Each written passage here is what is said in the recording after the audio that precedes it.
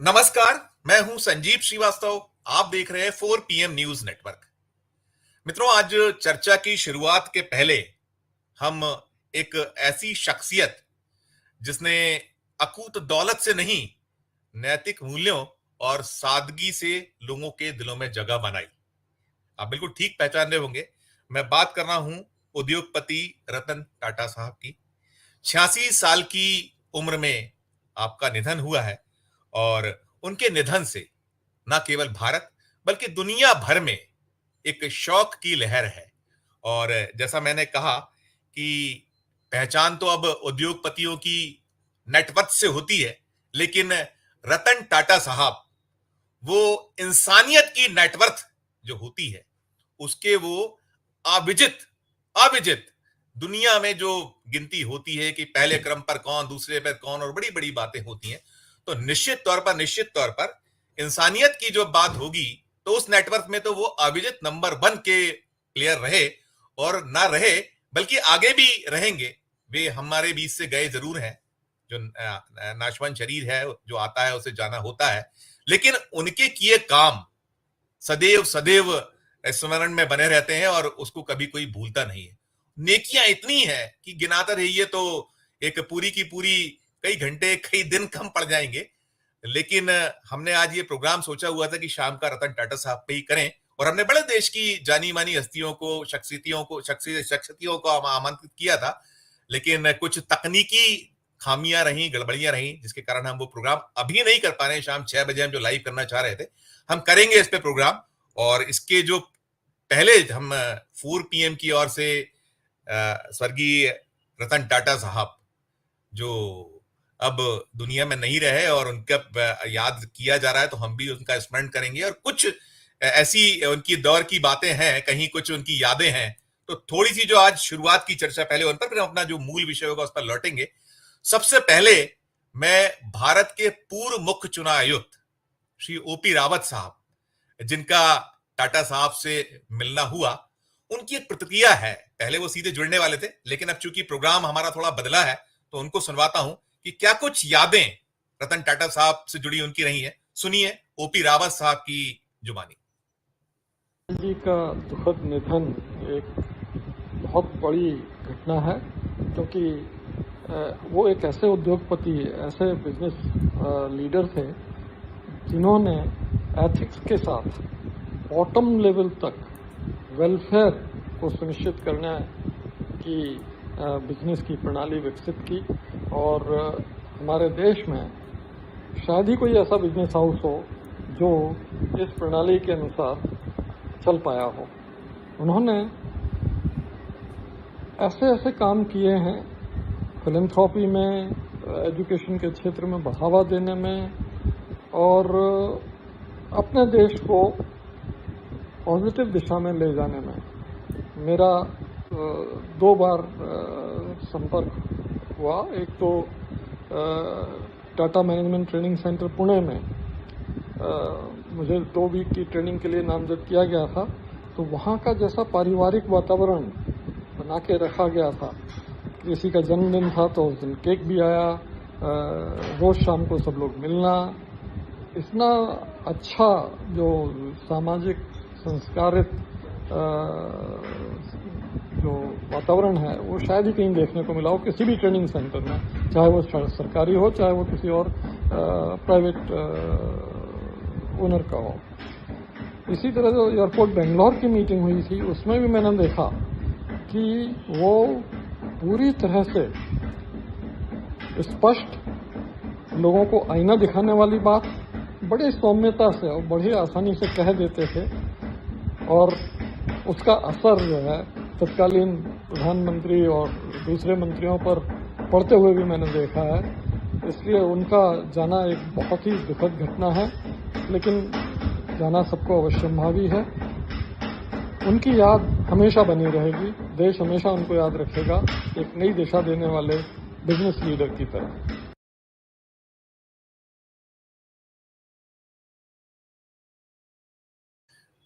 सुरेश पचौरी जी पूर्व केंद्रीय मंत्री जी हैं, उन्होंने भी रतन टाटा साहब से जुड़ी कुछ यादों का एक वीडियो भेजा है, वो भी अपने दर्शकों को और आपको भी सुनाना चाहूंगा। देश के विख्यात उद्योगपति श्री रतन टाटा जी के दुखद निधन से जहां उद्योग जगत में अपूर्णीय क्षति हुई है, वहीं भारत राष्ट्र ने भी अपना अनमोल रतन खो दिया है।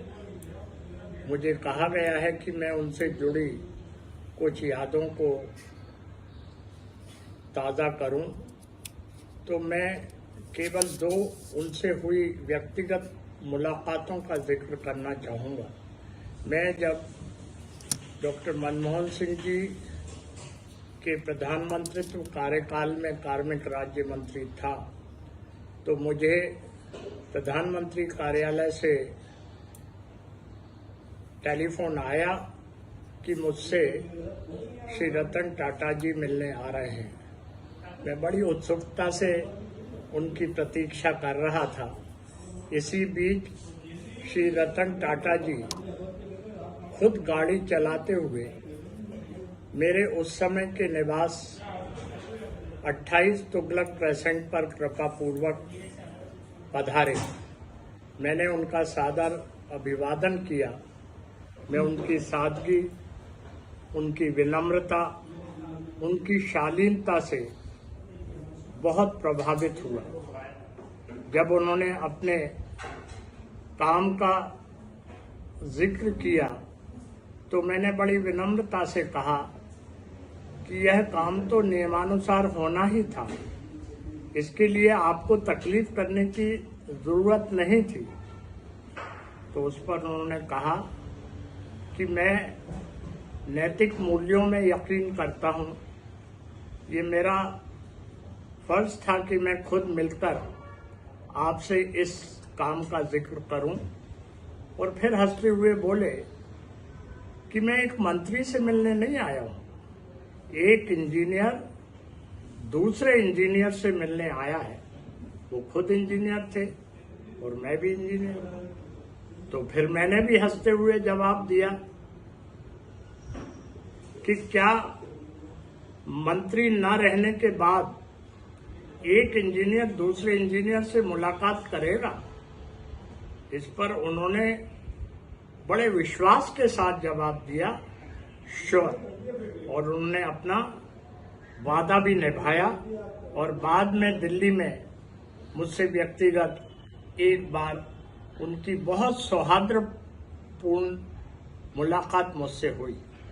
मैं ये कहना चाहता हूँ कि श्री रतन टाटा जी का योगदान आर्थिक क्षेत्र में देश हित में बहुत अविस्मरणीय रहा है और कृतज्ञ राष्ट्र उन्हें सदैव सम्मान के साथ याद करता रहेगा।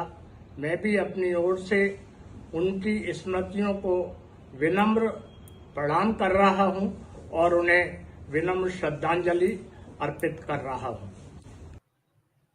ये सुरेश पचौरी थे और मैं सभी मेहमानों का पहले स्वागत करूंगा। आज सबसे पहले राजेश बादल साहब सीनियर जर्नलिस्ट हैं, उनका बहुत स्वागत है।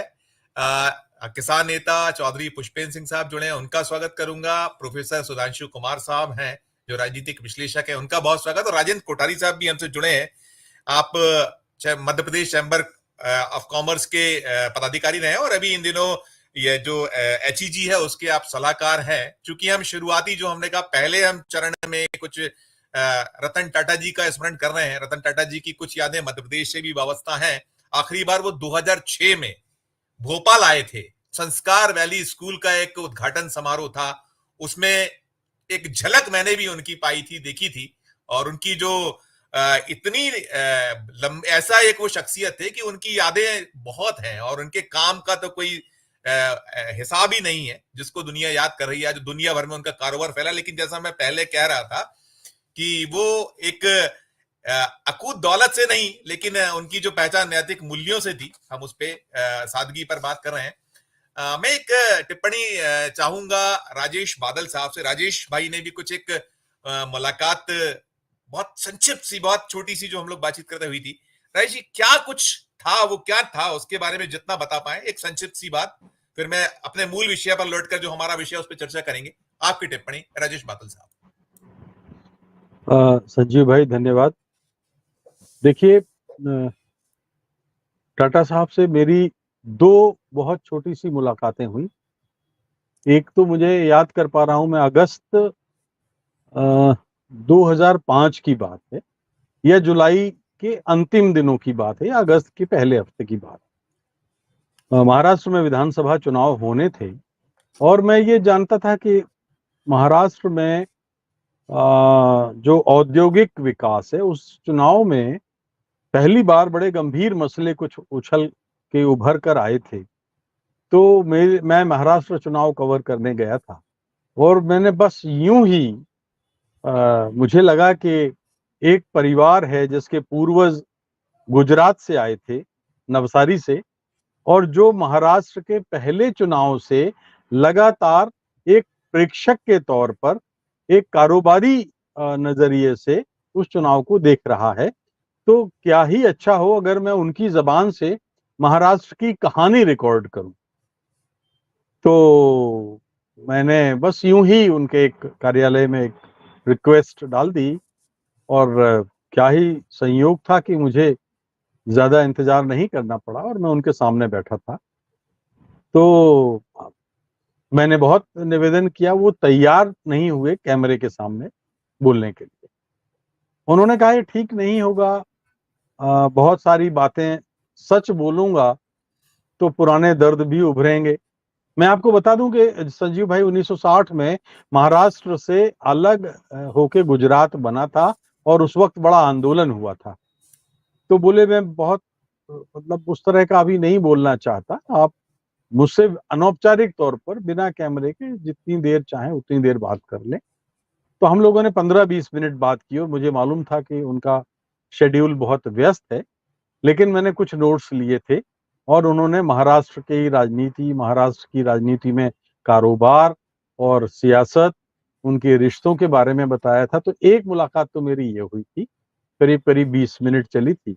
एक कप चाय उन्होंने पिलाई और मैं वहां से फिर कोंकण चला गया था। तो रत्नागिरी जाना, सिंधुदुर्ग या रत्नागिरी जाना था मुझे, तो मैं वहां चला गया। दूसरी मुलाकात, कुछ संयोग ऐसा हुआ कि इस चुनाव के बाद मैं उन दोनों आज तक चैनल में सेंट्रल इंडिया में एडिटर था। तो उस कुछ समय बाद मुझे विदेश जाना पड़ा और विदेश जाने के बाद मैं लौटा तो मैं इस्तीफा दे के गया था। तो कुछ समय ऐसा था जब मुझे उस समय उत्साह भी बहुत था, उम्र भी कम थी और जवानी का जोश था कि मैं अपना कुछ बहुत बड़ा महत्वाकांक्षी प्रोजेक्ट करना चाहता था। तो मुझे लगा कि हेल्प मैं उनसे लूं, तो मैं उनके पास गया। मेरा ख्याल है ये 2006 या 7 की बात है। तो मैंने उनसे कहा कि मैं ये प्रोजेक्ट है मेरा, मीडिया से जुड़ा हुआ। बड़े प्रसन्न हुए और उन्होंने कहा मुझे डिटेल भेजो और मैं करूंगा। तो बहुत ही महत्वाकांक्षी प्रोजेक्ट था और बोले मुझसे जो हेल्प बनेगी मैं करूंगा। मैं मीडिया बोले, उन्होंने कहा कि समूह नहीं जाता, लेकिन आपके लिए जो मुझे मदद करनी है वो मैं मदद करूंगा। मैंने कहा ठीक है, बहुत अच्छा। अब वहां से उनके मिल के लौट के आया और मुझे एक दूसरी नौकरी का अपॉइंटमेंट लेटर मिल गया, जो मेरी उम्मीदों से कहीं 2 गुना ज्यादा वेतन था। तो अब जब वो इतना वेतन था तो जाहिर सी बात है अपना काम थोड़ा सा पीछे चला गया। और उसके बाद फिर कुछ संयोग ऐसा रहा कि मैं एक के बाद एक चैनलों में जाता रहा और फिर वो मेरे ध्यान से बात बिसर गई, हो गई, गुम गई और मैं फिर दोबारा उनसे ना मिल सका। एक बार हल्की सी फोन पे बात हुई थी, उन्होंने कहा मैं दिल्ली आ रहा हूं तो मिलूंगा। लेकिन बात ये थी कि ये दो मेरी मुलाकातें हैं। बट मैं ये एक लाइन में समेटते हुए अब खत्म करता हूं कि संजीव, एक होता है उद्योगपति, महात्मा गांधी जिसको समर्थन करते थे, टाटा बिरला हम लोग अपने होश में सुनते आए हैं। टाटा बिरला बजाज घराने जो थे, ये घराने औद्योगिक घराने थे, उद्योगपति थे, जो उस समय देश के विकास के साथ और लोक कल्याण के साथ कदम से कदम मिलाकर के तत्कालीन सरकारों के साथ चल रहे थे। दूसरे होते हैं पूंजीपति, जो बाकी शेष हम देखते हैं उसमें पूंजी कमाते हैं लोग, पूंजीपति बनते हैं, लेकिन औद्योगिक घराने लोक कल्याण से सीधे जुड़ते हैं। जी। बिल्कुल बिल्कुल, आपने बिल्कुल सही कहा। हम शायद इसीलिए उनका स्मरण कर रहे हैं। और दर्शकों को भी बता दूं कि हम विषय पर आ रहे हैं। विषय इसलिए भी हमने ये छेड़ा है कि वो महाराष्ट्र, हरियाणा के बाद चुनाव होना है महाराष्ट्र और उसके साथ साथ झारखंड में। और महाराष्ट्र में शायद ये पहली बार ऐसा अवसर होगा जब रतन टाटा जी नहीं है अब दुनिया में। उनके ना रहते हुए चुनाव होने वाला है, विधानसभा का जो होने वाला है। और होता है, जो आया है उसे जाना है। मैं जो दर्शकों को इसलिए बताया कि हम आ रहे हैं मूल विषय पर, जो हरियाणा, महाराष्ट्र और जब तमाम जो आगे चीजें हैं। मैं इसके पहले जो हमसे जुड़े हुए हैं राजेंद्र कोठारी साहब, मैं राजेंद्र कोठारी साहब की एक प्रतिक्रिया इसलिए लेना चाहूंगा कि राजेंद्र कोठारी साहब एक इंसाइक्लोपीडिया हैं। वो, उनको उद्योगपतियों से जुड़े मामले और उसके वो विशेषज्ञ भी हैं, और साथ साथ कुछ ऐसी यादें भी हैं हम लोगों ने चर्चा की। मुझे ध्यान है कि एक अवसर ऐसा आया था जब मध्य प्रदेश के मुख्यमंत्री बाबूलाल गौर थे। उस वक्त हमारे मध्य प्रदेश में टाटा के दो उनके वो हैं अपने यहाँ काम है। एक तो देवास में, दूसरा इंदौर। तो देवास में जो लेदर फैक्ट्री है, वहां पूरा सिमटने की तैयारी हो गई थी। वो जो जूते थे, लेडीज शूज, वो उसको लेकर कुछ लेबर मजदूरों की समस्या थी, महिला मजदूरों की, उसकी वजह से समेट के वो ले जा रहे थे उसको चेन्नई। तो मैं चाहूंगा वो जो विषय था उसमें कोठारी जी ने भी बड़ी अहम भूमिका अदा की थी। वो उद्योग हमारे मध्य प्रदेश में ही बचा रहा। और हालांकि उनकी वो सोच नहीं थी, उनकी कठिनाइयों के कारण। तो वो क्या कुछ था, एक वो सुने, फिर मैं मूल विषय को लौटूंगा। हमारे जो बाकी पैनलिस्ट हैं, मैं उनको क्षमा मांगते हुए, मैंने हालांकि शुरुआत में कहा था, मैंने पुष्पेन जी से भी कहा था, मैंने सुधांशु जी सारा लेट जुड़े तो जुड़ पाए, लेकिन हमने कहा एक श्रद्धा सुमन हम भी अर्पित करें इतनी महान हस्ती को। तो मैं पहले जाऊंगा राजेंद्र कोठारी जी के पास। कोठारी जी, क्या किस्सा था वो थोड़ा सा बताइएगा प्लीज हमारे दर्शकों को। देखिए, टाटा एक्सपोर्ट्स को ऑर्डर मिला था लेडीज शू का जी और टाटा एक्सपोर्ट्स चेन्नई जा रहे थे। बाबूलाल गौड़ मुख्यमंत्री थे और ओपी रावत उनके सचिव थे। अभी हमने तो उनकी मैंने प्रतिक्रिया उनसे सुनाई, ओपी कहा, रावत साहब की। अभी हमने ओपी रावत साहब की प्रतिक्रिया सुनाई, वो याद कर रहे थे टाटा साहब को। जी कंटिन्यू करिएगा। मैंने उनसे कहा कि ये टाटा जाने वाला है, तो क्या अपन इनको कोई ट्रेनिंग ग्रांट दे सकते हैं? तो बाबूलाल गौड़ ने कहा कि हाँ, ट्रेनिंग ग्रांट दे सकते हैं। मैंने टाटा एक्सपोर्ट से कहा कि अगर आपको ट्रेनिंग ग्रांट मिल जाए तो क्या आप रुकेंगे? तो उन्होंने कहा ट्रेनिंग ग्रांट मिल जाएगी तो हम लड़कियों को ट्रेन कर लेंगे और कुछ खोज लेंगे। ट्रेनिंग ग्रांट सैंक्शन हो गई और उनने देवास के आसपास हरिजन लड़कियों को रिक्रूट करना शुरू किया। उसका नंबर था करीब 700। और जब वो लड़कियां रिक्रूट हुई और उन रिक्रूट ट्रेनिंग की शुरुआत हुई, तो उनका फिर फोन आया कि आपने तो मुझे फंसा दिया, ये लड़कियां तो बेहोश हो जाती। तो मैंने कहा घर से भूखी आती हैं और आपके यहाँ पे आप एक्सरसाइज कराते हो तो नाश्ता भी दो। उसके बाद 6 महीने बाद जब मैं देवास गया तो वो 600 लड़कियां एयर इंडिया या इंडियन एयरलाइंस की एयर होस्टेस से ज्यादा स्मार्ट मुझे लगी। और उनकी तैयारी ऐसी थी, और उसमें से 200 लड़कियां देवास प्लांट से चाइना ट्रेनिंग पे गई थी और वो कर रही हैं। तो जो मैं बात शेयर कर रहा हूं कि ये रुचि टाटा बिजनेस हाउस की कि कुछ लोगों को ट्रेन करना और उनको एफिशिएंट बनाना, ये मेरे दिमाग में टाटा ग्रुप का एक बड़ी पहचान है जो मध्य प्रदेश में है।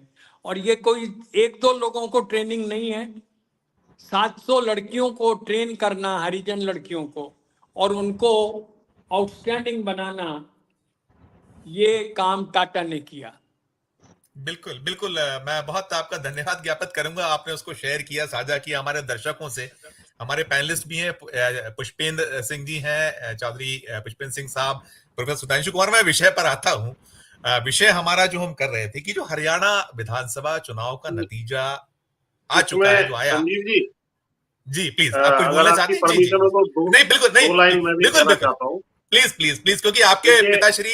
जी जी जी जी, देखिए ऐसा है कि मैं खुद इंस्टीट्यूट ऑफ रूरल मैनेजमेंट आनंद में पढ़ा हूँ और हमारे चेयरमैन जो होते थे वो डॉक्टर वर्गीस कुरियन होते थे, जिन्होंने सर, मिल्क रेवोल्यूशन और ये सब चीजें जो है स्टार्ट की थी, ऑपरेशन फ्लड। तो उनसे ज्यादा एथिकल आदमी मैंने कोई नहीं देखा। एथिकल तरीके से बिजनेस कैसे की जाती है, और वो स्वयं भी टाटा ग्रुप का उदाहरण दिया करते थे।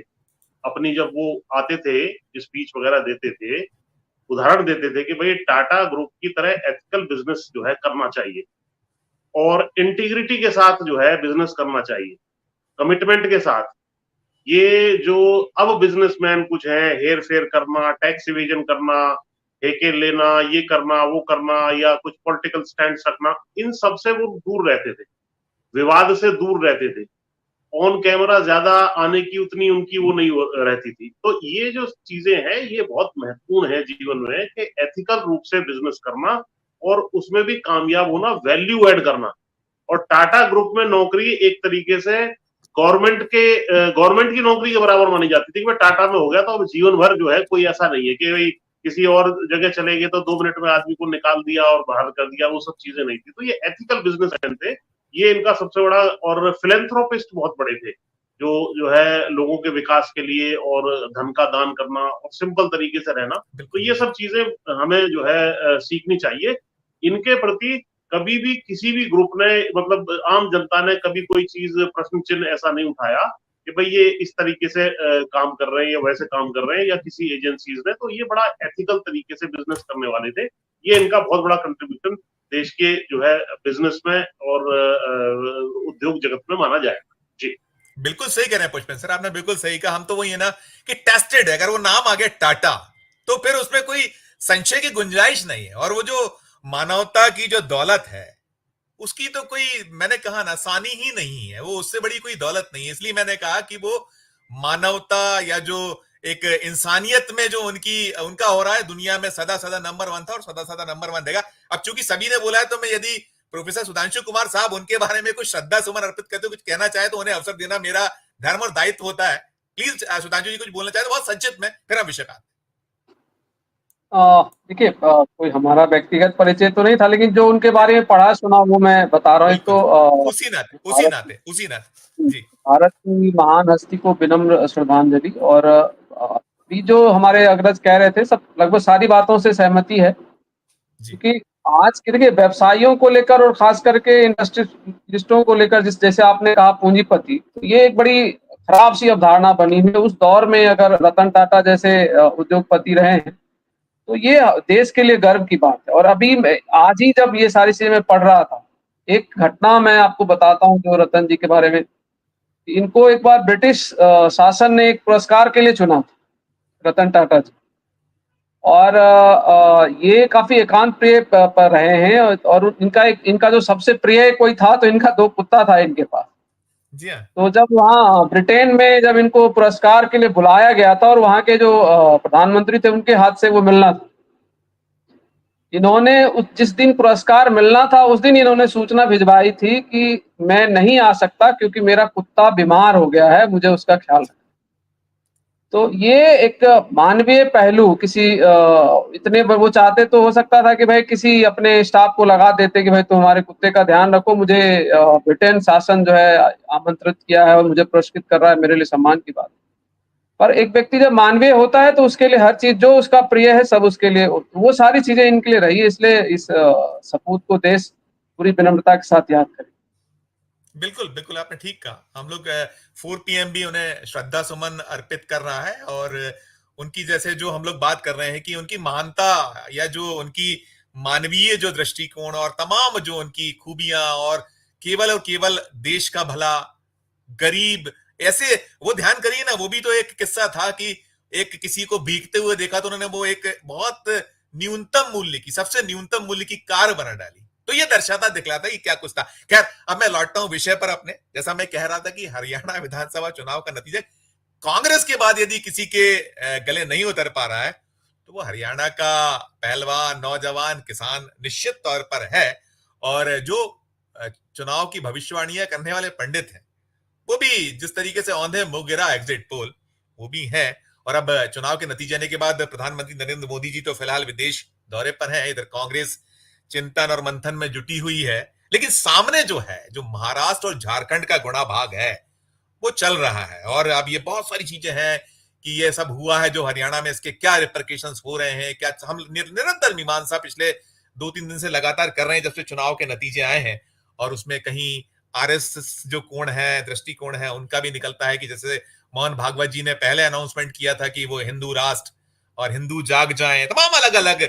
और भारतीय जनता पार्टी वहां के नतीजों को लेकर खुशी जरूर जाहिर कर रही है, लेकिन वो खुशी नहीं है। उन्हें पता है कि पीछे क्या कुछ इसमें खेल है, क्या कुछ कारण है, सब उसने जो होता है राजनीतिक।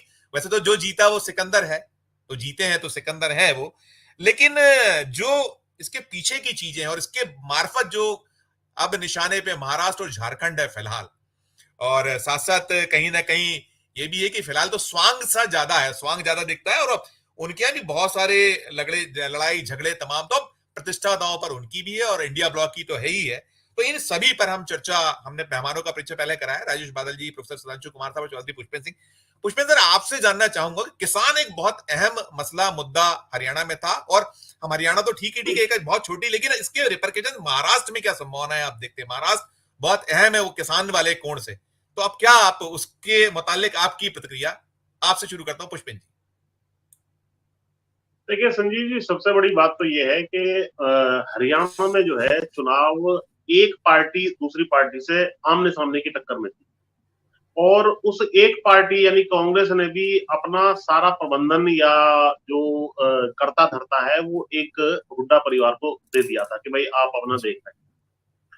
इसमें ये सबसे बड़ा अंतर रहेगा कि यहाँ पर एक गठबंधन है, और जो राजनीति के बड़े धुरंधर और चाणक्य माने जाते हैं शरद पवार जैसे प्लेयर हैं, और पुराने तजुर्बेकार उद्धव ठाकरे हैं, और ये सारा का सारा जो है कांग्रेस तो वहां है ही है। तो ये तीनों मिलकर के कोई ऐसा निर्णय नहीं लेंगे जिस तरीके से वहां पर गड़बड़ियां हुई हैं। भाई सबसे पहले तो जो चुनाव आयोग वाली बात आई, चुनाव आयोग के ऊपर निश्चित रूप से इस पे प्रश्न चिन्ह खड़ा हुआ है, और मुझे बड़ा एक आश्चर्य हो रहा है, पता नहीं आपके दर्शकों ने नोट किया होगा अवश्य, कि जिन भी चैनलों पर चुनाव आयोग से संबंधित संभावित है कि भाई इस पर चर्चा हो सकती है, उसमें टॉप में एक डिस्क्लेमर आ रहा है चुनाव आयोग द्वारा। आपके भी नीचे जो दर्शक देख रहे होंगे उसमें टॉप पे दिखाई दे रहा है कि इलेक्शन कमीशन बड़ा फेयरली और ये सब काम करता है।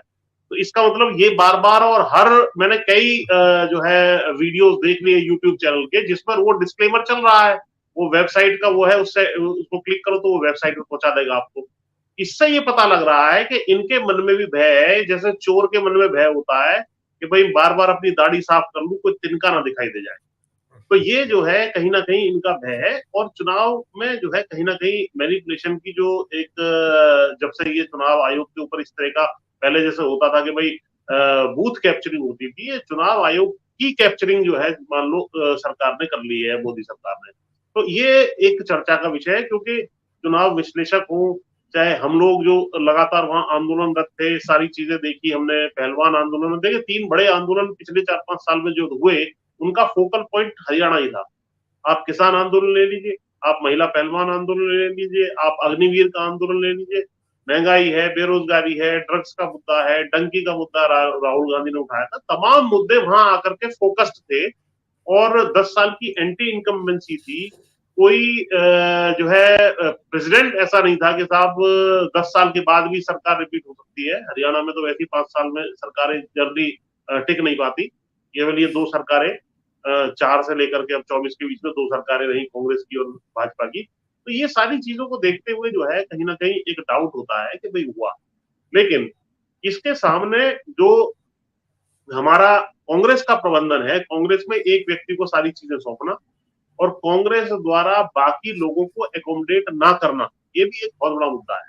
देखिए, क्योंकि जब आमने सामने की टक्कर होती है तो ये समझ लीजिए कि आपको हो सकता है क्लोज फाइट हो, जैसे इसमें दिखाई दे रहा है 1% से भी कम वोट परसेंटेज अगर देखें भाजपा का और इसका, तो 1%, 0.85% से ज्यादा है भाजपा का।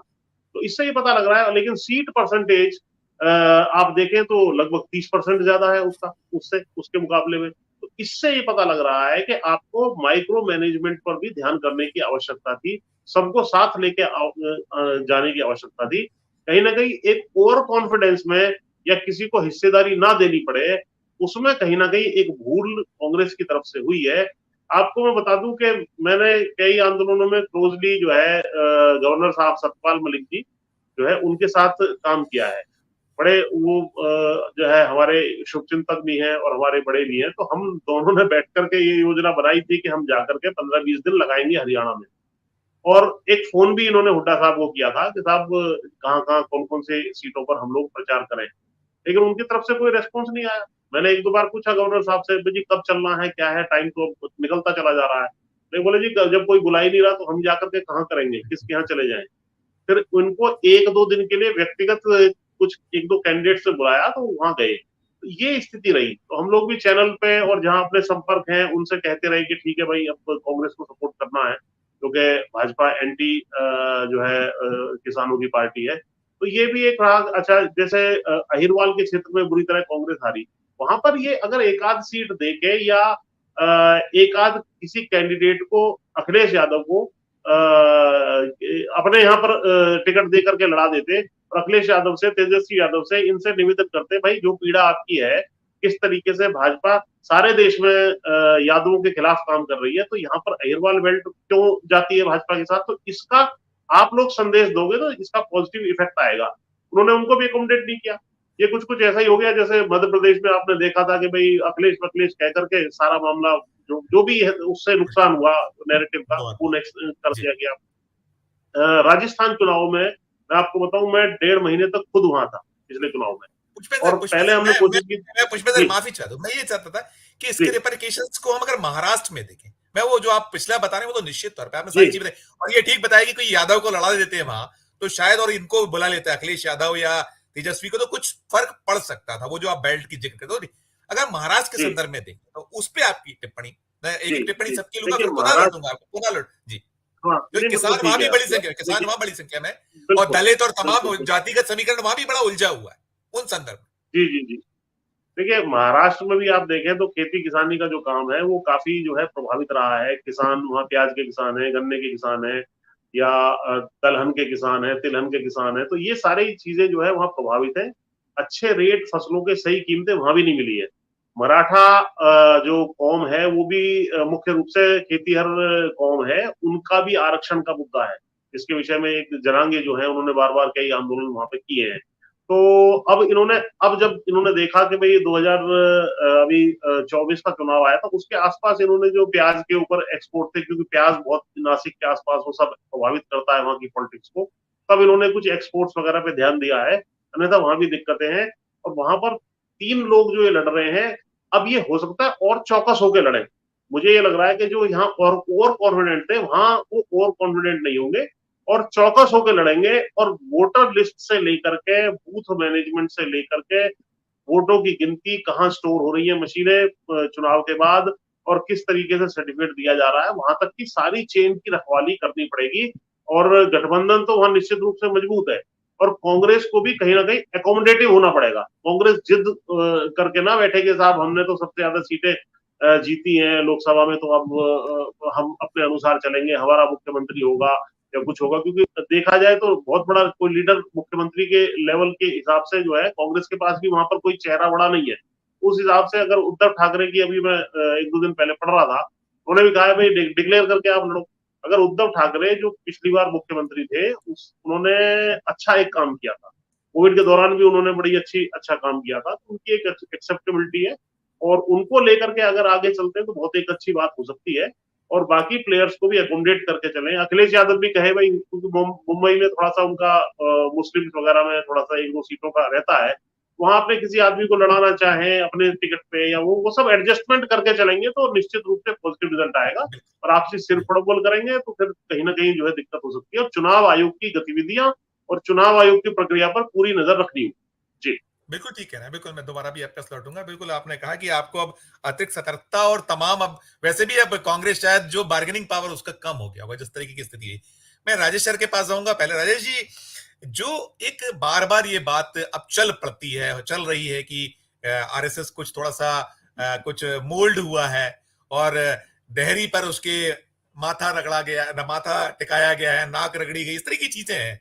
और ये जो महाराष्ट्र या झारखंड के संदर्भ में, खासकर झारखंड इसलिए कि झारखंड में वनवासी जो कल्याण परिषद और तमाम जो उनका जाल है कंप्लीटली, तो इन सब के मुतालिक क्या कुछ है इसके पीछे दिखता है, कुछ हो सकता है, संभावना है, या कुछ ये सिर्फ एक हवा क्रिएट करने की कोशिश भारतीय जनता पार्टी की, क्योंकि बीजेपी ने कहा था कि हमें अब तो जरूरत नहीं है संघ की। इन सब संदर्भों में कैसे इसको लिया जाए, कैसे देखा जाए, कुछ इन लोगों में आपस में कुछ तालमेल है क्या है, तो क्या, और इसमें और सतर्कता की जो बात करते हैं उस पर भी एक टिप्पणी आपकी महाराष्ट्र या झारखंड को लेकर, कांग्रेस या इंडिया ब्लॉक को, दोनों। देखिए संजीव, अभी पुष्पन जी ने बहुत बढ़िया एनालिसिस किया है और हरियाणा के बारे में विस्तार से बताया। मेरा हरियाणा के बारे में जितना थोड़ा बहुत अनुभव है, मैं गया हूँ जितना भी वहाँ चुनाव कवर करने में, इस बार के चुनाव में सिर्फ 2 फैक्टर थे, क्योंकि बहुत ऐसा अंतर नहीं है कि 34 35-36 सीटें इधर हैं और उधर 48-49 सीटें हैं। तो ऐसा कोई बहुत 2 कारण थे, और उस कारण को, एक तो कारण ये था कि जो कांग्रेस उसको हैंडल नहीं कर पाई, वो था शैलजा वाला मामला। और शैलजा नाराज थी, खफा थी, या उनको मुख्यमंत्री का चेहरा नहीं बताया गया। तो शैलजा की तरफ से गलती ये रही कि वो घर में बैठ गई। उन्होंने अपने ही सिरसा जहां से वो जीती हैं, उसी के वो बहुत ही सघन प्रचार जिसको कहते हैं, तो ये उन्होंने नहीं किया। तो 5-6 सीटें तो इसमें उनका नुकसान हुआ। अंबाला में भी ऐसे ही हुआ। और दूसरा, जो राम रहीम को छोड़ा गया, राम रहीम जहां तक मेरी जानकारी है 14 सीटों पर असर डालते हैं, और राम रहीम को छोड़ने के, ये तो भारतीय जनता पार्टी ने काम किया। तो मुझे बहुत कांग्रेस की गलती अगर कोई नजर आती है तो सिर्फ ये है कि शैलजा को या तो उनको मनाना था और नहीं मना पा रहे थे, तो वो जो है अशोक जो पहले लोग चुनाव में उनके सामने लड़े थे, अशोक तंवर को ले ही आए थे। दलित चेहरा अगर उनको चाहिए था तो शैलजा को 3 महीने पहले ही आउट कर देना चाहिए था। ये एक बड़ी चूक हुई। बाहर कर देते और 3 महीने बिल्कुल बाहर रखने के बाद फिर चुनाव प्रचार करते, शायद, मुझे ऐसा लगता है, फायदे में।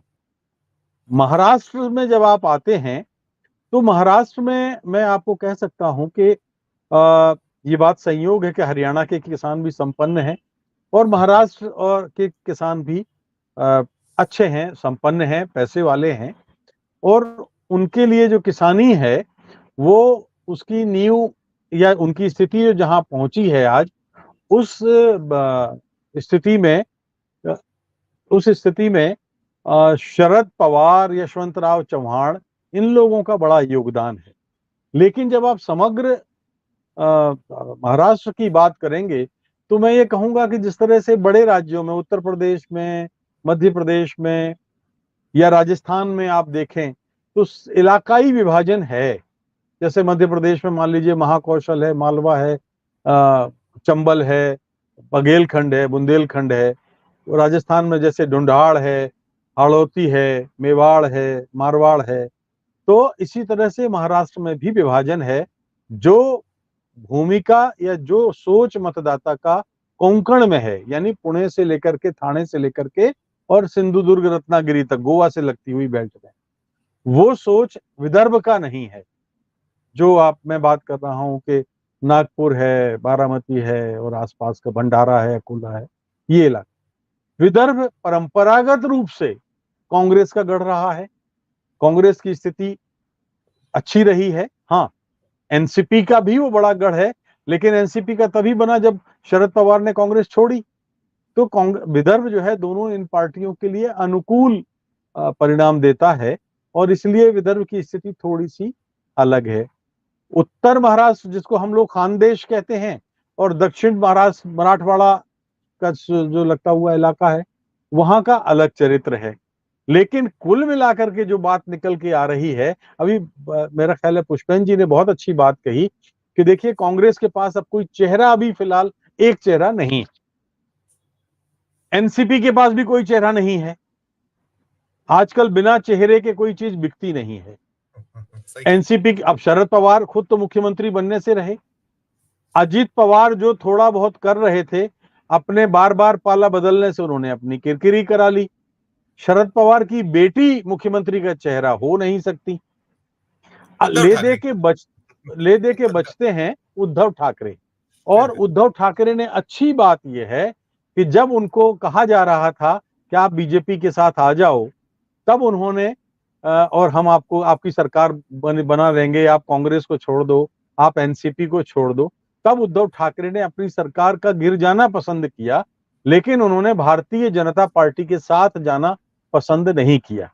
इसका लाभ उद्धव ठाकरे को मिलना है। भले ही अखिल महाराष्ट्र में उनकी शिवसेना की सीटें उतनी नहीं आए, लेकिन मैं ये कह सकता हूं कि जो विभाजित शिवसेना है और जो विभाजित एनसीपी है, इन दोनों के लिए बहुत बहुत बहुत मुश्किल आने वाली है। उद्धव ठाकरे के साथ सिंपैथी वोट है, उद्धव ठाकरे के साथ एक जो विरासती वोट है, जो शिवसेना का बाल ठाकरे का चला आ रहा है, वो वोट है, और कांग्रेस और एनसीपी का जो समर्थन है, वो इन सबको मिलाकर के मुझे ऐसा लगता है कि ये जो तीनों दलों का गठबंधन है, इस समय बेहतर स्थिति में है। और अगर ये नौबत आ ही जाती है कि किसी चेहरे को अगर प्रोजेक्ट करना है, तो मुझे लगता है कि फिलहाल उद्धव ठाकरे से बेहतर कोई चेहरा एनसीपी और कांग्रेस के पास नहीं है। तो अब ये स्थिति बनती है, तो ऐसी स्थिति में हम देखते हैं कि अब आगे क्या कांग्रेस जाती है। लेकिन कांग्रेस के लिए हरियाणा का सबक यह है कि जितने उनके संगठनात्मक आंतरिक छेद हैं, उन छेदों को उन्हें बंद करना है, और जो जहां भी जिस पे संदेह है उसको अभी, क्योंकि तारीखें घोषित नहीं हुई हैं, और अभी वो तुरंत आउट कर दें। क्योंकि इस समय जब एक जनता का एक मूड होता है, और मूड जब होता है तो उसमें इक्का दुक्का बड़े नेता क्यों ना हो, उनके बाहर जाने का कोई फर्क नहीं पड़ता।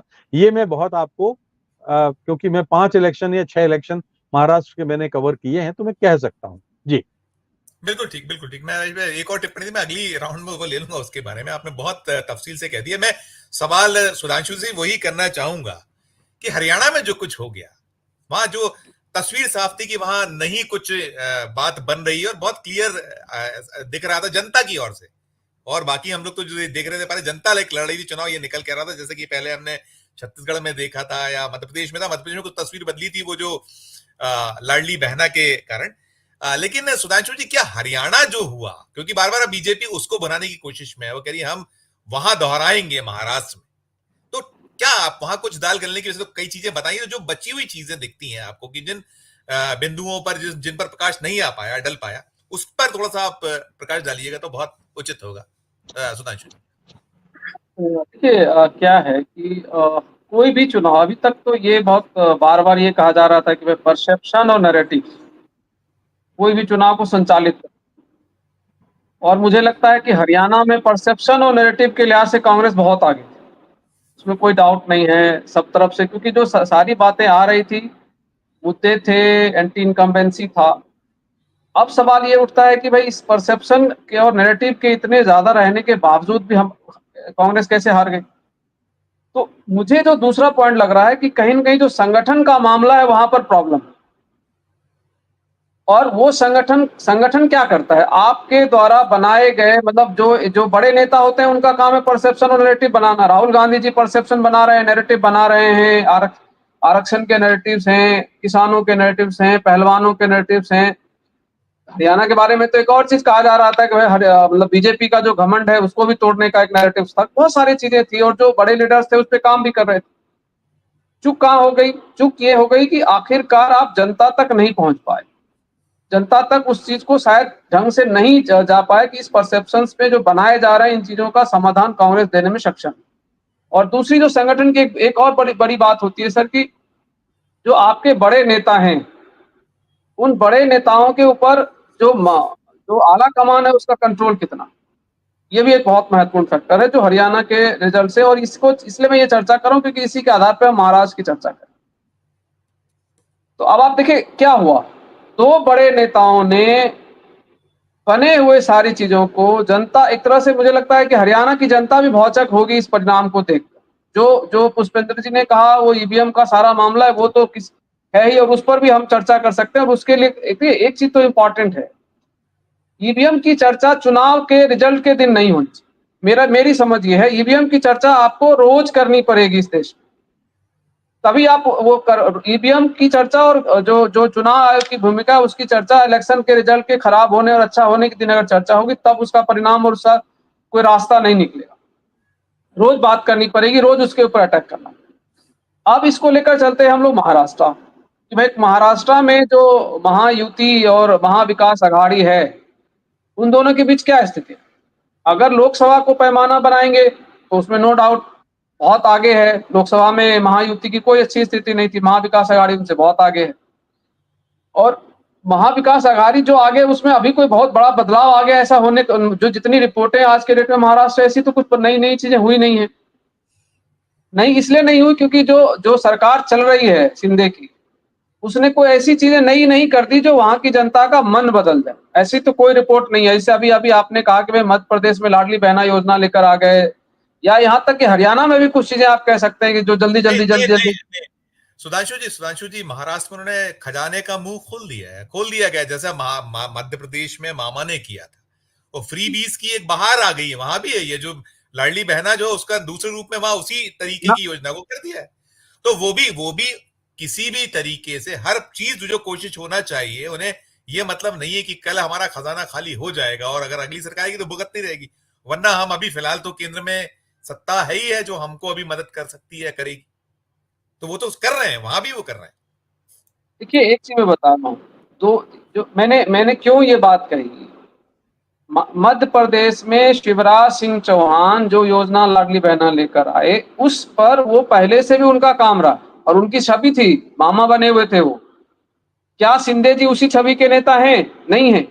नहीं। तो कोई जी योजनाएं जब आप लेकर आते हैं, क्योंकि अल्टीमेट क्या है, फिर वही बात आ गई ना कि जो योजनाएं आप ले रहे हैं उसको जनता तक कैसे पहुंचा रहे हैं, जनता उससे फिर क्या नैरेटिव्स आप क्रिएट कर रहे हैं। वो चीजें अभी भी महाराष्ट्र से कोई इस तरह की रिपोर्ट नहीं आ रही, बड़ी अच्छी नैरेटिव्स तैयार हो गई कि नहीं ये सरकार अच्छी है, ये चीजें बिल्कुल नहीं। एक तो हो गया उनका पक्ष।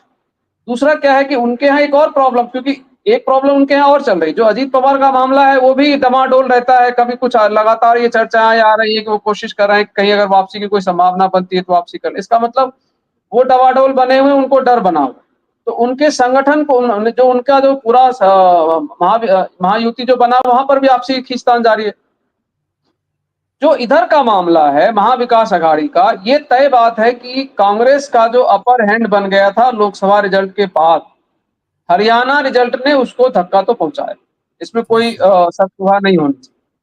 और जो क्योंकि देखिए पॉलिटिकल संगठन है, साथ रहते हुए भी अपनी अपनी पावर बढ़ाने की कोशिश, अपनी अपनी ताकत बढ़ाने की कोशिश करेंगे, उसमें कोई और कुछ गलत भी नहीं होना चाहिए। इसको किसी को भी गलत लेना भी नहीं चाहिए। हर पॉलिटिकल संगठन अपने लिए जरूर काम करेगा, ठीक है। उनका एक जो कॉमन एनिमी है उनके सामने, जो बीजेपी उनके लिए कॉमन एनिमी है और उनको हराना, ये एक आम जनता ऐसा सोचती है कि भाई उनको मतलब इन पार्टियों की इस तरह से काम करना चाहिए, लेकिन पॉलिटिकल पार्टी अपने हिसाब से चलती है। तो वो तीनों ही दल अपने अपने को मजबूत करने की भी कोशिश करेंगे साथ में, लेकिन अल्टीमेट क्या है कि उन तीनों का एक उद्देश्य भी है कि यहाँ पर सत्ता में भी वापसी करनी है, अन्यथा सारी कवायद जो है बेकार रह जाएगी। तो हरियाणा के रिजल्ट से पहले कांग्रेस का अपर हैंड था और मुझे लगता है इसकी वजह से कई बार जो खास करके जो शिवसेना उद्धव ठाकरे जी वाले के तरफ से एक दो बयान भी आए अलग अलग तरीके से बीच बीच में कि भाई मतलब जो उनका प्रेशर चल रहा है कि चीफ मिनिस्टर कैंडिडेट घोषित कर। मैं पुष्पेंद्र जी की बात से बिल्कुल सहमत हूं कि आज के दिन महाराष्ट्र का अगर चुनाव जीतना है तो मुख्यमंत्री के चेहरे के रूप में उनको उद्धव जी को आगे करना चाहिए, कोई दिक्कत नहीं है वो अगर करें, क्योंकि जो इमोशनल पार्ट है जिसमें जो क्योंकि देखिए जो चीट हुआ है वो दो दलों के साथ हुआ है, कांग्रेस के साथ वो चीटिंग नहीं हुई। एक है उद्धव ठाकरे जी और दूसरे हैं शरद पवार जी। शरद पवार जी के दल को तोड़ा गया और केवल तोड़ा ऐसे नहीं गया, उनके परिवार को तोड़ा गया। और लगभग उद्धव ठाकरे जी की भी स्थिति वही है, उनके खाली दल को नहीं तोड़ा गया, जो लोग जो बाला साहब ठाकरे के साथ इमोशनली अटैच लोग थे उनको भी उससे तकलीफ पहुंची। तो उनको उनकी ताकत बनेगी और वो चुनाव का मुद्दा है उस राज्य के अंदर, ऐसा नहीं है वो चुनाव का मुद्दा नहीं। तो इसके आधार पर अगर कांग्रेस ने और इन दोनों दलों ने मिलकर एक अच्छी सहमति से बना ली, और अर्लीस्ट करना पड़ेगा। देखिए क्या होता है ना, ये एक और चीजें दिक्कत आती है, इनका लास्ट तक चलता रहता है। हरियाणा में टिकट आप किस दिन बांट रहे हो, जब लास्ट दिन आ रहा है नॉमिनेशन का, अगले दिन 12 बजे तक आपका जो है नॉमिनेशन खत्म होना है, तो आप 12 बजे 1 बजे रात में टिकट अनाउंस कर रहे हो। ये प्रक्रिया जो है संगठनों को बदलनी पड़ेगी, इन बड़ी पार्टियों को खास करके, क्योंकि अभी देखिए आपका जो एनिमी है वो आप चाहे कितना भी कह लें, उनके काम करने की ताकत अलग है, इसमें कोई डाउट नहीं है। सुधांशु जी, मैंने कहा आप उसको सम अप करिएगा तो मैं एक टिप्पणी दया सिंह जी से लूंगा, फिर चौधरी जी से लेकर वापस लौटूंगा। आप करिए, सम अप करिए। बिल्कुल। और एक चीज में जो इसके बाद जो झारखंड वाला मामला है, क्योंकि हम लोग शुरू जी ठीक है, झारखंड की तो स्थिति और वो है, और बहुत तेजी से वहां पर दोनों ही दलों को काम करना पड़ेगा। अगर जिस तरीके से अभी चल रहा है और जो अभी बनाया गया है, वहां से कोई नई योजनाएं, कोई नई चीजें वहां दिखाई नहीं पड़ रही। ठीक है, हेमंत सोरेन जी की गिरफ्तारी भी एक बड़ा मुद्दा है, आदिवासी वाला मुद्दा रहेगा, और उन्होंने आदिवासियों के लिए काम किया, वो सारे मुद्दे रहेंगे। लेकिन अल्टीमेट बात यह है कि ये मुद्दे परसेप्शन के काम आएंगे। आपको संगठन के स्तर पर उसको गांव-गांव ले जाने की तैयारी अभी इन दोनों दलों को करनी पड़ेगी, तब जाकर जो है आप अच्छे परिणाम की आशा रख सकते हैं। बिल्कुल ठीक कह रहे हैं, बिल्कुल बिल्कुल ठीक है।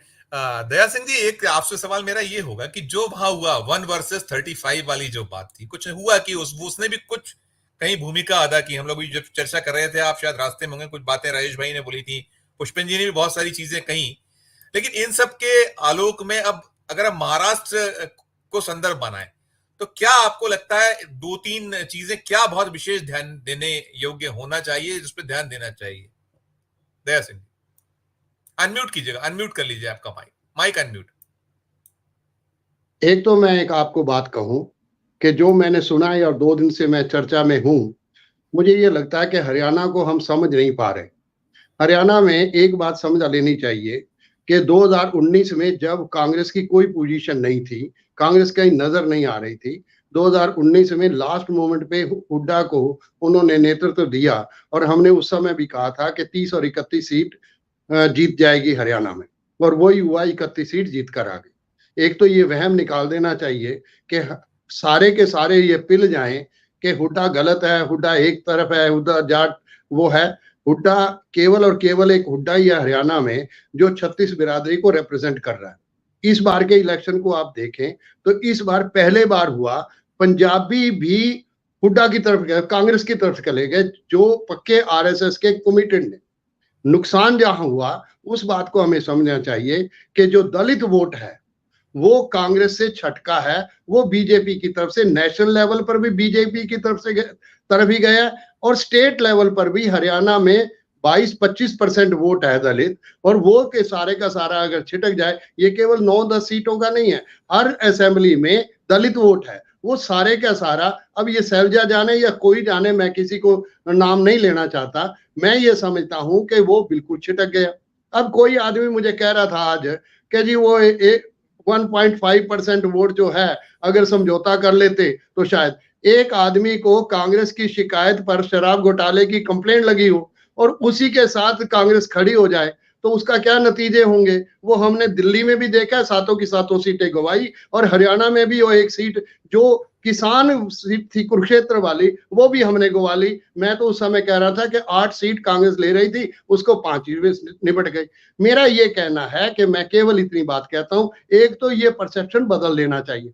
एक ये कहना कि हुड्डा के 72 आदमी खड़े हो गए, बिल्कुल 40 आदमी उसके खड़े हुए, जहां तक मेरा ज्ञान है 31 आदमी तो वो छोड़ नहीं सकता था, जो पिछले बार जीत के सिटिंग एमएलए उनको कैसे छोड़ के आ जाता।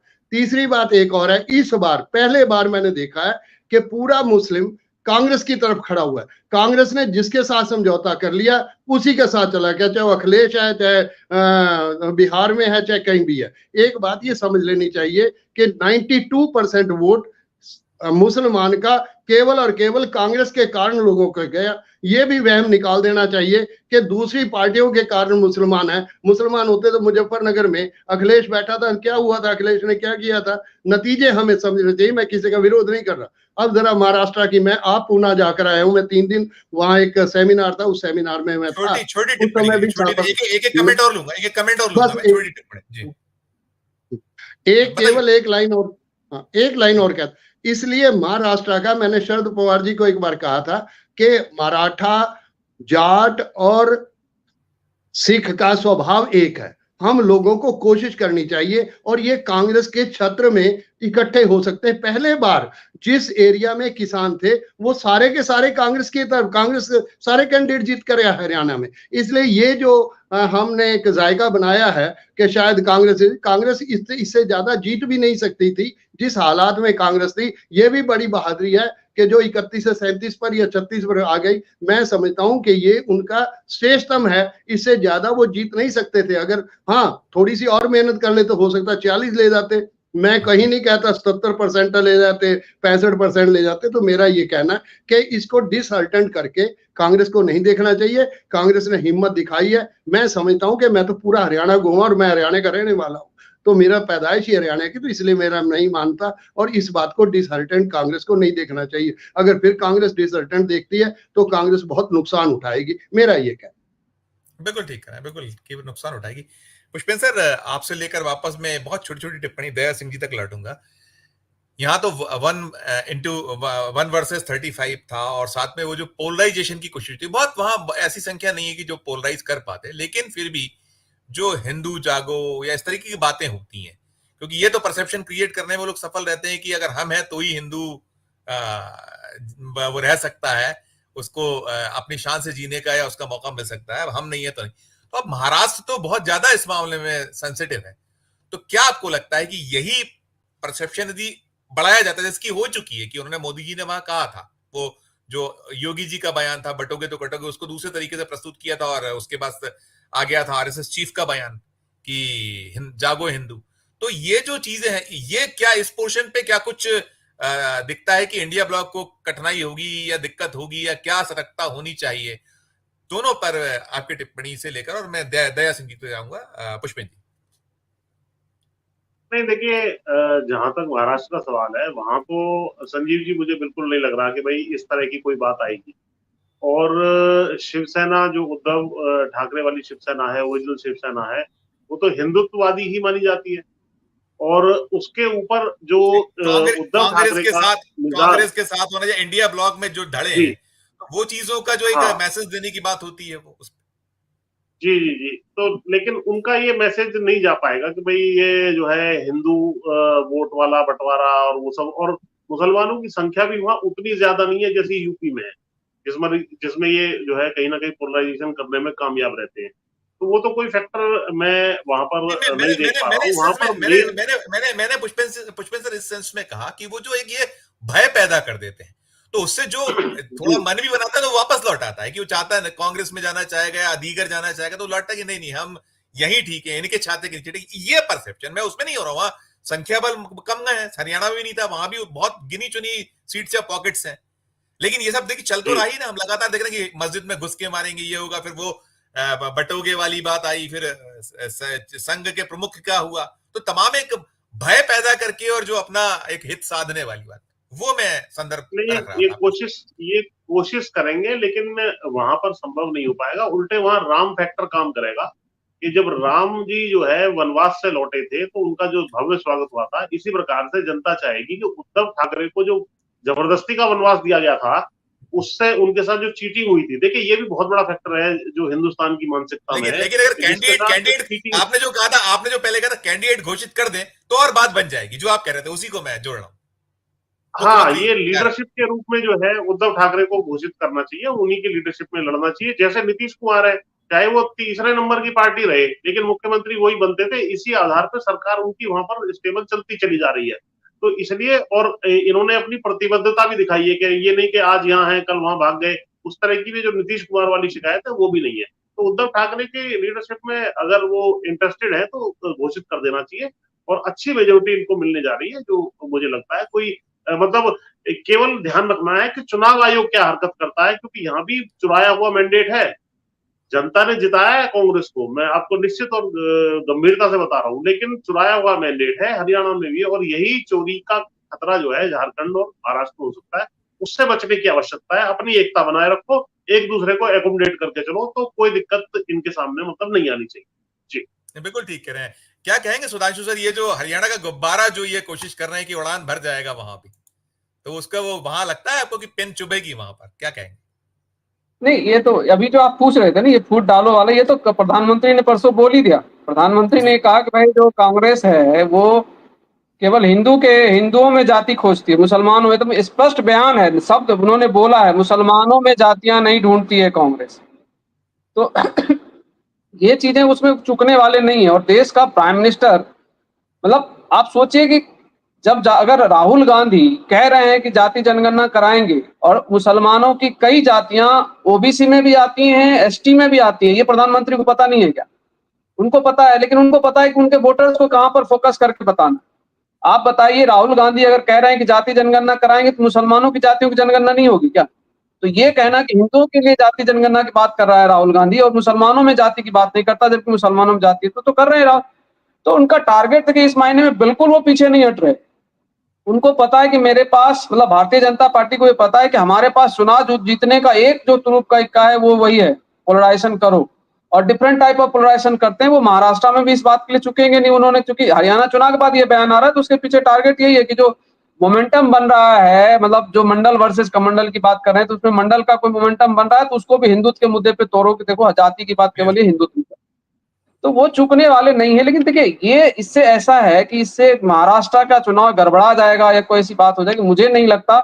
केवल ये है कि जिन बातों की अभी मैंने चर्चा करी अभी उस पहले रिमार्क्स में, उन चीजों के ऊपर अगर ये तीनों मिलकर विकास अघाड़ी अगर ध्यान से काम कर लेगी तो अभी ऐसा नहीं है, इतनी जल्दी कोई चीजें बदल नहीं गई 3-4 महीने महाराष्ट्र में कि आप चीजों को पलट दो। मुझे लगता है ठीक ठीक रिजल्ट हो जाएगा, बस बहुत फोकस होके। और ये बार बार जो पुष्पेंद्र जी कह रहे हैं ये बिल्कुल है, ये पूरा देश आज के डेट में इस बात को लेकर चिंतित है कि चुनाव आयोग और चुनाव आयोग की मशीनरी के ऊपर आपको ध्यान रखना ही पड़ेगा, और आपके जो भी छोटे संगठनों का स्वरूप है उनको जमीन तक ले जाकर जनता तक आपके जो उद्देश्य हैं, मकसद हैं और देश के लिए आप क्या सोचते हैं, महाराष्ट्र के लिए आप क्या सोचते हैं, वो भी आप नहीं पहुंचा पाएंगे, तब फिर दिक्कत है। बिल्कुल ठीक, बिल्कुल ठीक। मुझे लगता है मैं दया सिंह जी क्षमा चाहूंगा कि मेरे पास वक्त की कमी हो गई है, खत्म हो रहा है। एक लाइन में एक कर दीजिए आप। जी कर दीजिए। एक लाइन कह देता हूँ, ये जो वहम है, इस वहम को हमें निकालना चाहिए।